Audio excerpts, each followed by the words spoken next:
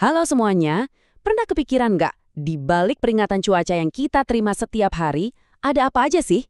Nah, hari ini kita bakal ngebahas sebuah tantangan besar dalam manajemen informasi yang tersembunyi di balik data iklim yang sangat kita andalkan. Pertanyaan yang menarik kan? Jawabannya simple tapi krusial. Dua-duanya itu butuh banget informasi yang rapi dan gampang diakses. Nah, gimana jadinya kalau sistem dibaliknya itu masih serba manual?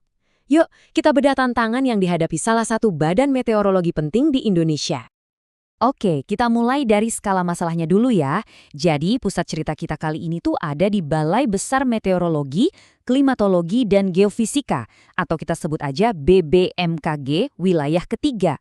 Ini lembaga pemerintah yang penting banget loh. Cuma satu, bayangin ya, seluruh sistem kearsipan di lembaga sepenting ini diurus sama satu orang aja. Coba deh bayangin tanggung jawabnya segede apa. Satu orang ini nggak cuma ngurusin arsip, tapi juga harus ngerjain banyak tugas lain di waktu yang bersamaan. Nah, ini dia nih inti dari masalah yang mereka hadapi. Ini nih kutipan yang nangkep banget inti masalahnya. Volume arsip itu makin banyak, tapi karena perawatan yang nggak sebanding, nyari dokumen jadi susah banget. Ini bener-bener kayak berpacu dengan waktu dan ruang, cuma buat nemuin satu lembar kertas penting. Nah, sekarang gimana sih cara kerja sistem manual ini? Alat-alatnya apa aja? Prosedurnya gimana buat menjinakkan tumpukan kertas segunung ini? Yuk, kita lihat. Jadi, fondasi sistem mereka ini namanya sistem alfanumerik. Gampangnya, ini metode klasik yang ngegabungin huruf dan angka buat bikin kode unik untuk tiap dokumen. Anggap aja ini kayak peta buat navigasi di dalam labirin kertas itu. Peralatan pertama ada yang namanya guide atau sekat. Ada yang primer, sekunder, sama tersier.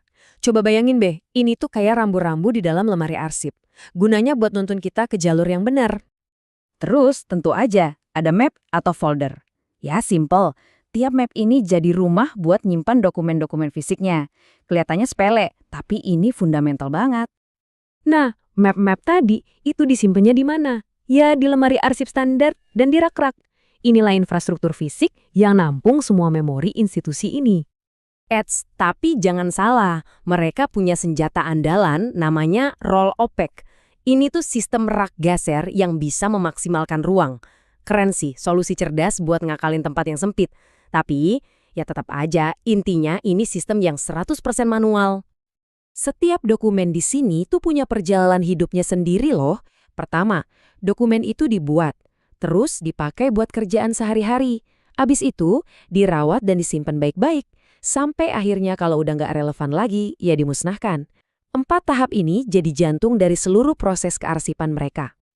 Oke, kita udah lihat sistemnya. Sekarang, apa yang terjadi kalau sistem ini udah nggak kuat nampung lagi? Nah, disinilah drama yang sesungguhnya dimulai. Jadi, apa akibatnya kalau kertas-kertas ini numpuk terus? Ini pertanyaan paling penting. Saat volume udah melebihi kapasitas, sistem yang tadinya rapi mulai goyah. Yuk kita lihat masalah-masalah spesifik yang ditemuin dari penelitian ini.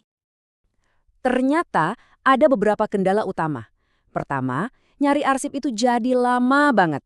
Terus, klasifikasinya seringkali berantakan. Dan yang paling parah, kekurangan staf dan ruang penyimpanan yang udah hampir penuh sesak. Dampaknya ke dunia nyata? Wah, jelas terasa. Kalau nyari dokumen aja lama, artinya keputusan-keputusan penting bisa tertunda. Ruang yang makin sempit juga ningkatin risiko dokumen penting itu rusak atau malah hilang. Jadi, setiap masalah operasional ini langsung ngehambat kerja lembaga secara keseluruhan. Oke, cukup ngomongin masalahnya. Sekarang, kita pindah ke solusinya. Kira-kira, apa aja sih rekomendasi yang diusulkan biar mereka bisa keluar dari labirin kertas ini? Nah, solusinya gimana? Ngasih pelatihan buat arsiparis yang udah ada itu penting, iya. Tapi, itu aja nggak cukup. Rekomendasi utamanya justru lebih mendasar.